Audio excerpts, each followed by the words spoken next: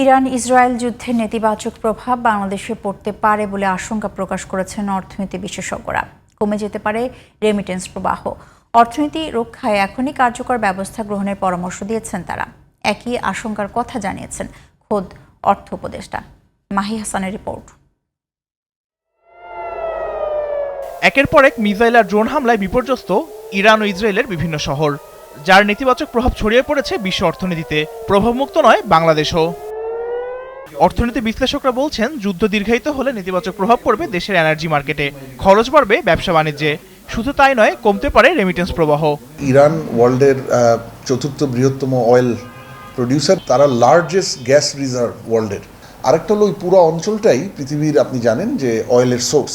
সেই কারণে already energy market বেশ কিছু ভোলাটিলিটি সেখানে দেখা যাচ্ছে। কাতার, কুয়েত, বাহরাইন, এই দেশগুলো কিন্তু আমাদের যে ম্যান পাওয়ার এক্সপোর্ট হয়, মাইগ্রেন্ট লেবার, মাইগ্রেন্ট ওয়ার্কার, সেটার সবচেয়ে বড় ডেস্টিনেশন। ওদের অর্থনীতি যদি অয়েল মার্কেট বা এনার্জি মার্কেট দীর্ঘ সময়ের জন্য আনস্টেবল বা ভোলাটাইল হয়, সাপ্লাই যদি ডিসরাপ্টেড হয়, বাংলাদেশের মাইগ্রেন্ট ওয়ার্কার এক্সপোর্ট সেই জায়গাটা এফেক্টেড হয়ে যাবে।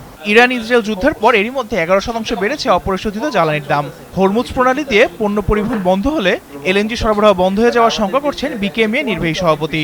যুদ্ধের পরিপ্রেক্ষিতে হরমুজ প্রণালী বন্ধ করে, তাহলে কিন্তু আমাদের যেমন বাংলাদেশে এলএনজি সাপ্লাই অনেকাংশে ব্যাহত হবে।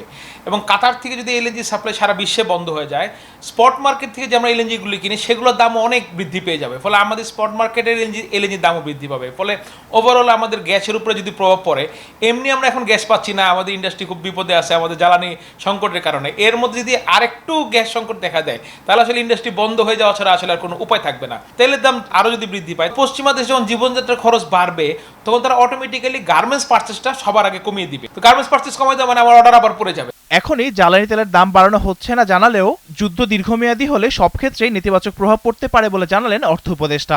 আমরা অবজার্ভ করছি এই যে গ্যাস প্রাইস বা এলএনজি প্রাইস যদি বেড়ে যায়, এটা উইল টেক কেয়ার অফ। আজকে যেটা দিলাম ওটা ওল্ড প্রাইসে ওরা কোট করেছে। দেশের অর্থনীতি রক্ষায় সরকারকে এখনই কার্যকর ব্যবস্থা নেওয়ার পরামর্শ দিয়েছেন অর্থনীতি বিশ্লেষকরা। Mahi Hasan, GTV news, Dhaka.